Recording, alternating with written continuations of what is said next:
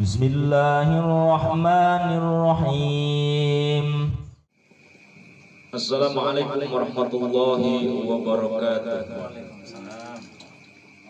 Innal hamdalillah wassalatu wassalamu ala Rasulillah sayyidina wa maulana Muhammadin ibni Abdillah wa ala alihi wa sahbihi wa man tabi'ahu wa mawalah. Qala Allah Ta'ala fil Qur'anil Karim wa huwa asdaqul qailin may yuridillahu bihi khairan yufaqihu fid-din. Wa qala an-nabiyyu sallallahu alaihi wasallam utlubul ilma minal mahdi ilal lahdi. Bismillahirrahmanirrahim. Qala al-muallifu rahimahullahu ta'ala nafa'ana Allahu bi'ulumihi wa amadana bi asrarihi fid dharaini amin ya rabbal alamin. Qala rabbi shrah li sadri wa yassir li amri wahlul 'uqdatam min lisani yafqahu qawli waj'al li wajiran min ahli amin ya rabbal alamin. Hadratal mukarramin wal mukarramat, para ikhwan muhibbin, para jamaah pengawasan atau pengajian, alhamdulillah, di mana saja berada, kita semua masih diberikan kesempatan oleh Allah Subhanahu wa taala untuk melaksanakan aktivitas, melakukan amaliyah menuju mardhatillah. Amaliyah yang bermanfaat di dunia sampai akhirat. Amaliyah yang diridhoi oleh Allah Subhanahu wa taala. Dengan amaliyah itu kita ada di bawah naungan hukum Allah Subhanahu wa taala dan ittiba kepada Rasulullah sallallahu alaihi wasallam dalam berbagai macam hal ubudiyah kepada Allah Subhanahu wa taala. Salawat berserta salam semoga Allah Subhanahu wa taala limpah curahkan kepada junjungan baginda alam, yakni Nabi Allah Muhammad sallallahu alaihi wasallam, berikut kepada keluarganya, para sahabat, para tabi'in, para atba' tabi'in,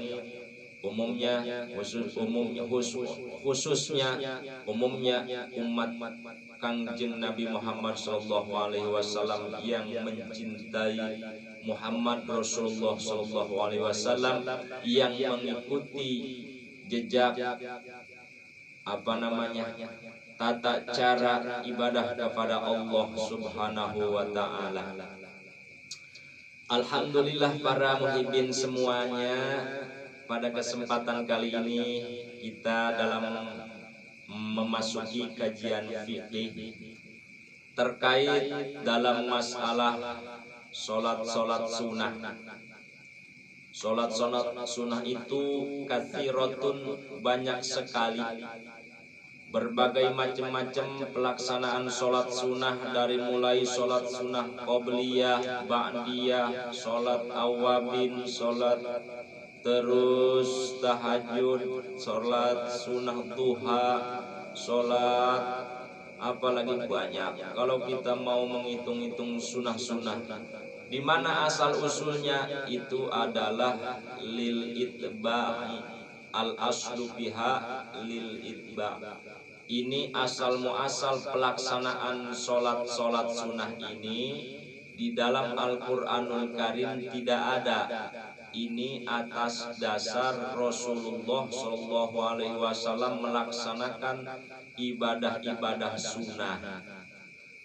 Hukum sunnah khitab Allah yaitu ma yusabu ala fi'lihi wa la yu'aqabu ala tarkihi. Sunnah itu yusabu, pekerjaan mendapatkan pahala apabila dilaksanakan, dikerjakan, tidak disiksa, tidak mendapatkan siksa apabila ditinggalkan. Itu hukum dasarnya sunnah. Sudah tahu kan? Maka kita umat Rasulullah Sallallahu Alaihi Wasallam harus ittiba. Apa itu ittiba? Ittiba itu mengikuti apa yang Rasulullah Sallallahu Alaihi Wasallam laksanakan dalam berbagai macam ibadah luar daripada ibadah wajib, yaitu pelaksanaan sholat sunnah, puasa sunnah, dan lain sebagainya. Kalau sholat, kata Rasulullah Sallallahu Alaihi Wasallam, "Shollu kama ra'aitumuni usolli." Sholatlah kalian semua kama ra'aitumuni usolli, sebagaimana kamu melihat aku melaksanakan sholat.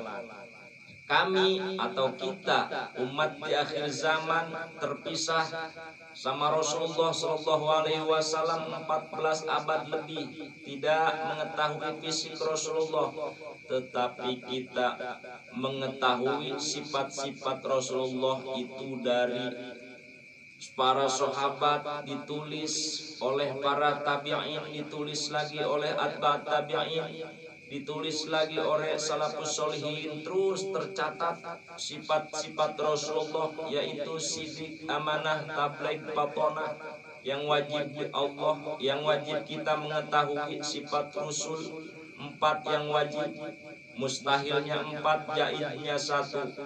Ini kalau kita merujuk ke kajian apa? Tauhid. Makanya belum kan kita kaji tauhid, sifat Allah 20 yang wajib di Allah, yang mustahil 20, yang jaiz 1, nanti belum dibahas-bahas ini. Kesempatan pengajian kadang kita ya yang namanya hidayah kadang-kadang jauh, kadang-kadang dekat. Jadi iman seseorang itu naik turun, naik turun, naik. Kadang kuat himmahnya, tapi yang penting kita istiqomah, cita-cita untuk mengkaji, mengaji, istiqomah gitu. Nah, ini terkait sudah kita membahas sholat sunnah yang lain, diantaranya ada sholat apa? Khusyuk dan kusuf. Apa itu khusyuk dan kusuf? Sholat gerhana, ada gerhana bulan, ada gerhana matahari. Itu bagaimana prakteknya nanti dibahas dalam episode yang lain. Tapi di sini ada muhibbin, pecinta Allah dan Rasul, menanyakan tentang sholat istisqa. Sholat istisqa agak jarang mendengarnya nih, jarang dibahas sholat istisqa. Sholat istisqa, what is istisqa? Apa sih istisqa? Gitu. Apakah itu disco, kayak lampu disco atau gimana? Gitu. Ini kan bahasa Arab, istisqa ini perlu penjelasan. Jadi istisqa itu di sini kita buka saja kitabnya, baca sholat istisqa wa sholatul istisqai indal hajati lil ma'i li faqdihi au mula malu wahatihi au qillatihi bihaitsu la yakfi wa hiya ka sholatil idi lakin yastaghfirul khatibu badla takbiri fil khutbati wa yastaqbilu al qiblata halatad du'ai ba'da sadril khutbati tsaniyati aynahwi sulsiha. Jadi sholat istisqa ini harus kita tahu asal muasal dari mana sholat istisqa. Istisqa itu al aslu fiha lil itba. Jadi asal muasal pelaksanaan sholat istisqa itu adalah mengikuti Rasulullah Sallallahu Alaihi Wasallam. Jadi istisqa itu belum dijelaskan ya. Istisqa itu meminta hujan. Kepada siapa meminta? Apa ke pawang hujan? Zaman sekarang ada tuh, kalau hajat aja orang pawang hujan aja yang dipakai keyakinan, bayar 5 juta, 15 juta. Itu orang-orang yang punya duit atau proyek-proyek.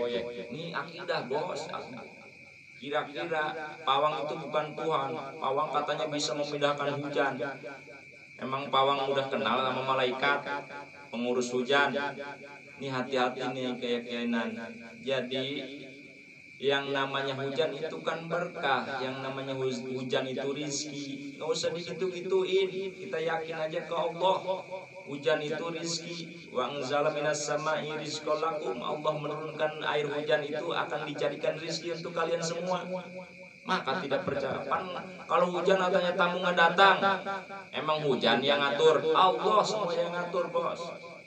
Mas, awas, ini akidah ini. Jangan sekali-kali kita kalau hajat mengandalkan pawang, dukun hujan. Dipanggil dia, ngerokoknya udah garam merah, terus menyan kamar pakai peci merah, macem-macem lah, cuma nipu kayak gitu mah. Saya emang nggak yakin 100% jangan pakai pawang-pawangan, hajat aja, syukuran aja, lillah karena Allah. Jangan ada acara kayak gitu-gituan. Itu adalah akidah jahiliyah, orang-orang bodoh, orang-orang Hindu dahulu. Kita itu adalah warisan Hindu di sini. Awas, sebelum datangnya Islam itu Buddha Hindu sudah ada. Makanya jangan kita mewarisi agama itu. Agama itu adalah agama yang tidak sesuai dengan agama Islam, yang tidak sesuai dengan Rasulullah SAW. Nah, ini diceritakan minta hujan ini asal muasalnya dari Rasulullah SAW. Pada satu waktu di Madinah itu pernah mengalami kemarau panjang, lama banget, sehingga ternak-ternak butuh air, manusia pun juga sama butuh air, baik untuk minum, untuk bersuci dan lain sebagainya. Maka Rasulullah khutbah dalam satu waktu untuk melaksanakan yaitu sholat istisqa. Ini ada aturan-aturannya. Bahkan Allah Subhanahu wa taala ketika Nabi Allah Musa alaihi salam meminta kepada Allah, yaitu untuk kaumnya yang kaumnya sangat kehausan. Wa idistasqa Musa liqaumihi al-ayah. Nah, ini itba mengikuti Rasulullah sallallahu alaihi wasallam bahwa meminta hujan itu yaitu ketika indal hajat, ada kebutuhan. Yang pertama lifaqdihi, pada masa itu, waktu itu tidak ada air sama sekali, dikarenakan hujan tidak turun-turun selama berbulan-bulan, sumur kering, terus air irigasi kering, di mana-mana nggak ada air. Waduh, sulit kan, nggak ada air, orang susah untuk boro-boro mandi, minum juga susah. Pernah di zaman tahun berapa saya ingat waktu kecil di negara Tangerang, di negara Indonesia khususnya Tangerang kota, Tangerang pinggiran juga termasuk, mengalami kemarau panjang selama 7 bulan. Tidak ada hujan sama sekali. Saya pernah mengalami itu. Sampai-sampai tanah yang tadinya gembur, katakanlah tanah rawa, itu jadi kering, bisa diinjak, bisa pakai main bola dan lain sebagainya. Nah, ini padahal dulu nggak ada pelaksanaan istisqa mungkin di kampung saya, tetapi di berbagai macam kota ada pelaksanaan sholat sunnah istisqa. Yang pertama itu, satu lifaqdihi, tidak ada air, tidak ada hujan, atau ada air di tanah cuman maluhat, asin, airnya asin. Yang namanya air asin kan manfaatnya kurang, paling bisa pakai masak, pakai minuman tuh kurang enak gitu. Hujan nggak ada air pompa, ada air satelit, tapi asin semua satu kota misalnya.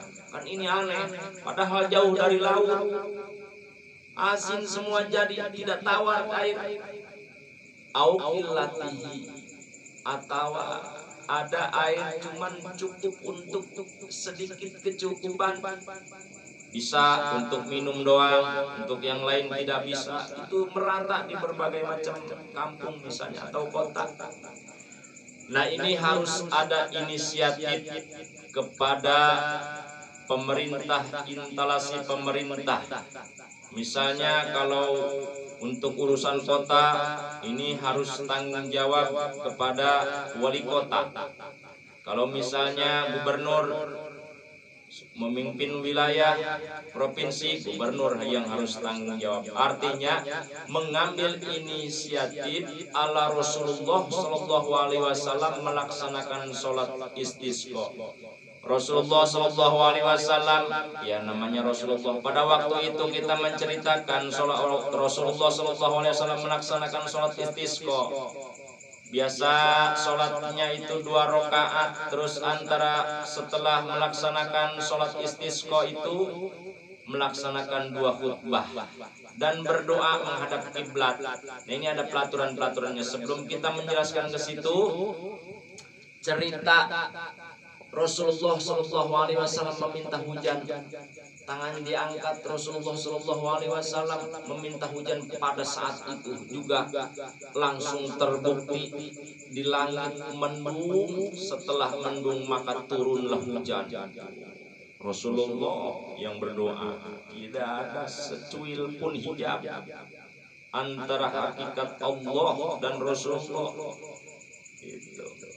Terus hujan barokah, kemudian jadi semua ternak bisa hidup kembali, aktivitas manusia bisa normal kembali. Itulah doa Rasulullah Shallallahu Alaihi Wasallam. Yang kedua, pada zaman Sayyidina Ali karamallahu wajhah pun pernah dilaksanakan sholat sunnah istisqa meminta hujan kepada Allah Subhanahu wa taala. Pernah di masa zaman Sayyidina Ali juga, yaitu dilanda kemarau, tidak ada air. Apalagi jazirah Timur Tengah itu kebanyakan kan padang pasir. Ke padang pasir pun maka jarang ada hujan. Nah, ini sama sekali tidak ada hujan, telat berbagai macam waktu, maka Sayyidina Ali pun melaksanakan sholat istisqa. Bagaimana pelaksanaannya? Diijabah oleh Allah Subhanahu wa taala, dikabul oleh Allah. Setelah berdoa bersama-sama, maka mendung langit, maka turunlah hujan. Itu diijabah masa itu. Tapi aneh, zaman sekarang ada pelaksanaan istisqa, sholat sunnah istisqa di lapangan. Setelah itu atau dalam satu tempat, misalnya dalam kunut nazilah, nggak ada hujan-hujan, imam baca kunut nazilah, Allahumma asqinal ghaitha la taj'al minal qanitin. Tiap sholat subuh dibaca, tiap zuhur dibaca, terus sholat kunut nazilah, baca kunut nazilah, tapi nggak turun-turun hujan. Ada apa ini? Nah, ini masalahnya. Itu ternyata pertama sebab Allah telat menurunkan hujan, walaupun di demo Allah, yaitu melalui sholat istisqa, rombongan orang berdoa, tetapi enggak ada hasil, nihil. Ini ada ilat daripada manusianya sendiri. Jadi harus memakai prosedur yang bagus, yang baik. Yuk kita ceritakan dulu. Pertama, sholat istisqa itu sebagaimana Rasulullah Shallallahu Alaihi Wasallam. Imam Ghazali mengatakan dalam satu kitabnya, di mana manusia akan melaksanakan sholat sunnah istisqa meminta hujan kepada Allah Subhanahu Wa Taala, maka wajib kepada pemerintah, entah itu wali kota atau gubernur memerintah kepada wali kota, menyampaikan kepada wali kota supaya untuk menghimbau kepada masyarakat untuk melaksanakan taubat, untuk melaksanakan puasa. Kata Rasulullah, puasa itu 3 hari berturut-turut. Di dalam pelaksanaan puasa, kata bupati atau gubernur, wahai masyarakat semua di mana berada, kita sedang dilanda kemarau. Maka daripada itu saya menganjurkan kepada seluruh lapisan masyarakat untuk melaksanakan pelaksanaan sholat istisqa. Tetapi sebelumnya kita melaksanakan tobat dulu. Kita harus tobat dulu kepada Allah, kembali kepada Allah untuk meminta ridhonya Allah. Pertama istighfar, semua istighfar, istighosah dulu. Astagfirullahaladzim, astagfirullah, istighfar. Kita semua masing-masing menyadar, sesadar-sadarnya bahwa kita adalah selalu melakukan dosa, selalu maksiat. Nah ini istighfar. Dalam pelaksanaan istighfar itu terus diantaranya lagi puasa 3 hari. Misalnya puasa kata bupati atau gubernur, masyarakat besok hari Senin kita puasa. Senin, Selasa, Rabu, Kamis kita kumpul di alun-alun, misalnya di GOR atau di Masjid Al-Am luas lah, di masjid besar misalnya. Nah ini adalah pelaksanaan pertama. Jadi taubat dulu, istighfar dulu. Terus harus menghimbau lagi nih orang pemerintah. Di antaranya yang terdekat misalnya para ulama, para kiai, para santri. Jadi menganjurkan harus puasa, kita tobat dulu. Terus ketika itu kita bareng-bareng ke satu tempat melaksanakan istisqa. Pakai bajunya, pakai tutup-tutup auratnya itu jangan yang bagus-bagus, pakaian yang jelek, pakaian yang tidak bagus dipakai. Itu kebalikannya. Kalau sholat Idul Fitri, Idul Adha harus pakaian yang paling bagus. Kalau sholat istisqa harus pakaian yang paling jelek, tapi rapi, itu bersih. Nah ini, jadi kita sehina-hinanya, sadar sesadarnya kepada Allah Subhanahu wa taala, yaitu untuk meminta hujan. Nah ini disunahkan sedekah kata Rasulullah sallallahu alaihi wasallam. Jadi ada satu yang harus berkomando, yaitu harus memperbanyak sedekah. Apapun yang sanggup, misalnya, oh saya punya ini nih, punya hasil dari panen, misalnya ada padi, bawa sekarung, sedekahkan nanti di sana. Terus ada apa lagi? Ada berbagai macam ubi-ubian, itu seperti ketela, ubi jalal dan lain sebagainya. Bawalah pokoknya hasil-hasil itu buat disedekahkan. Atau saya emang nggak punya ini, punya duit doang, dibawa semua itu disedekahkan. Terus kakek-kakek, nenek-nenek, orang-orang jompo dibawa semua. Aduh nggak bisa mau jalan nenek mah, udah pakai mobil diangkut semua. Kayak mau misalnya pencoblosan pilkades, itu diangkut semua pakai angkot, dibawa ke sono ke mana, ke Pemda untuk pelaksanaan sholat istisqa. Nah ini tata caranya. Jadi istighfar dulu, puasa dulu minimal 3 hari, maksimalnya 3 hari. Setelah itu kumpul di satu tempat, perbanyak sedekah, barulah pelaksanaan sholat istisqa. Pelaksanaan sholat istisqa kayak seperti persis, yaitu pelaksanaan sholat Idul Fitri atau Idul Adha. Sholatnya 2 rakaat, terus khutbah, antara khutbah itu baca istighfar. Jadi bacanya istighfar, astagfirullahaladzim, khotibnya baca, bukan misalnya kalau di Idul Adha kan Allahu Akbar, Allahu Akbar, Allahu Akbar, baca takbir. Kalau ini mah khutbah, antara 2 khutbah ini bacanya astagfirullahaladzim min kulli dzambin adzim, astagfirullahaladzim wa atubu ilaih, gitu. Terus baca 9 kali. Itulah pelaksanaan sholat sunnah istisqa. Ketika berdoa kan menghadap timur nih, khotib menghadap timur. Nah, ketika berdoa dia berbalik ke arah barat, ke arah kiblat. Berdoalah di situ dengan khusyuk, dengan tawadu kepada Allah Subhanahu wa taala. Jamaah mengaminkan dengan merasa hina, tidak ada apa-apanya.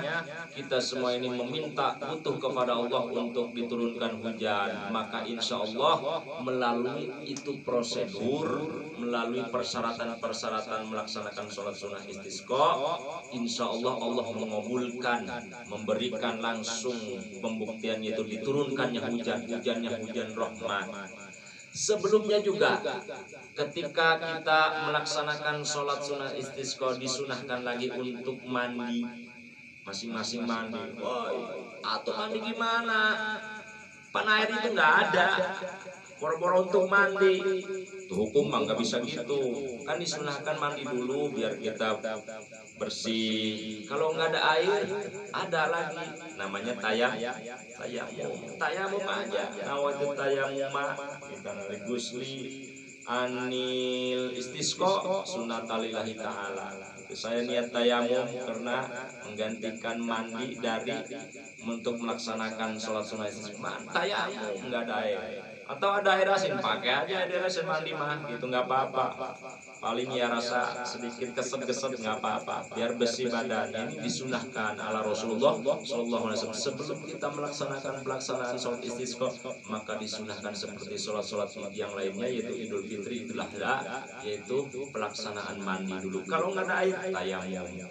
Mudah-mudahan ada penjelasan dapat diterima, dimengerti. Ini sholat istisqa ini yaitu dalilnya dari Rasulullah Sallallahu Alaihi Wasallam dan berbagai macam yang lainnya. Mudah-mudahan pertemuan kali ini ada manfaatnya. Istisqa itu artinya meminta hujan. Semua kita harus meminta kepada Allah Subhanahu wa Ta'ala yang memberikan rezeki kepada kita semua. Maka di akhir kajian kali ini, insya Allah saya akan terus menerus meminta untuk mencintai Allah, mencintai Rasulullah dalam bentuk pengorbanan. Mencintai Allah yaitu melakukan semua perintah Allah, menjauhkan larangannya Allah. Mencintai Rasulullah yaitu melakukan sunnah-sunnahnya Rasulullah. Dan mencintai para alimil ulama yaitu pembuktian pengorbanan baik bentuk sedekah dan lain semacamnya. Mudah-mudahan ada manfaatnya bagi saya dan bagi kaum muslim dan muslimat muhibin di mana saja berada, yaitu melalui like, suka, demen, cinta, rasa cinta kepada orang-orang Allah Subhanahu wa Ta'ala, mencintai Allah Subhanahu wa Ta'ala, like, komen, dan sekaligus subscribe. Mudah-mudahan barokah untuk kita semua di dunia wal akhirah. Akhirnya demikian pembahasan sholat sunnah istisqa, termasuknya hukumnya sunnah. Prosedurnya harus melalui pemerintah, instalasi pemerintah, bergabung dengan masyarakat, bersatu padu meminta kepada Allah Subhanahu wa Ta'ala hujan. Insya Allah Allah mengabulkan permintaannya. Hadanallahu wa iyyakum ajmain wa la minkum. Assalamualaikum warahmatullahi wabarakatuh.